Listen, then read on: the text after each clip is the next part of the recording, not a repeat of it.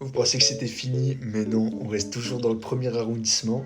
Et là, on va découvrir un autre quartier. Vous allez voir à quel point Paris c'est encore plus tragique. Là, on va parler de la place Vendôme, l'une des places les plus luxueuses du monde. Là-bas, si vous voulez, c'est un peu comme le Vatican du luxe. Par contre, là-bas, les gens qui y vont, ils prient pas Dieu, ils prient simplement pour pas dépasser leur limite de découvert bancaire. Ce quartier, il est plutôt simple à comprendre. Dites-vous que même les pigeons qui marchent, ils ont des sacs Chanel. C'est un quartier tellement riche que même là-bas, le luxe est devenu incompréhensible.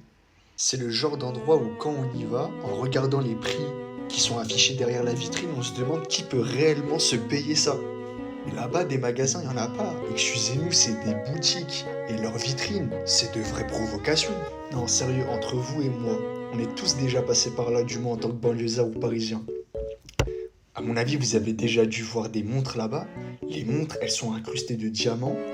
Le prix des diamants, c'est le prix d'un appart là-bas, pour de vrai. C'est limite si les diamants là-bas, ils brillent pas plus que la tour Eiffel elle-même.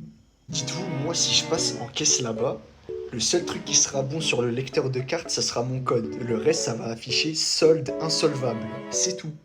Et tant qu'on y est, hein, on va pousser le sujet plus loin. Dans ces boutiques-là, faut qu'on parle des vendeurs. Parce que tu sais, quand tu rentres dans ces boutiques-là, simplement par pure curiosité, il y a un gars en costard qui fait les dimensions d'un frigo.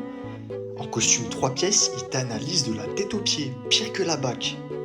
Et je vous jure, quand vous allez là-bas et que vous êtes habillé ou alors que vous avez un accessoire d'une marque de luxe concurrente, je vous jure, ils vous regardent comme si vous étiez habillé en ensemble Kalenji. Mais là, on n'a pas fait le tour. Faut qu'on parle des riches qui fréquentent la place Vendôme, voire même qui y habitent.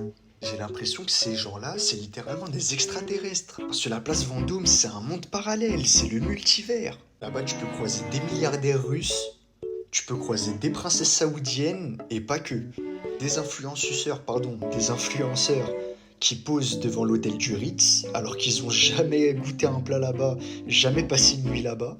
Je vous jure qu'à toutes ces personnes-là, même leur chien, s'ils en ont un, il est mieux habillé que nous. Je vous jure que pendant que j'étais avec un manteau que j'avais acheté sur Vinted, j'avais croisé un caniche, il était habillé avec un petit manteau Burberry. Pour vous dire la dinguerie. Et encore lui c'était du neuf, moi c'était de l'occasion. Pour vous dire jusqu'où ça va. Dites-vous juste que ces gens qui sont fortunés, ils ont une obsession.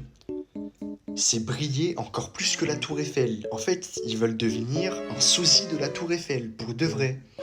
Et je vous jure, c'est une vraie question que je me pose. À quel moment t'as besoin d'une montre qui fait 150 000 euros? Genre vraiment, la montre, elle te donne l'heure juste à laquelle ton compte en banque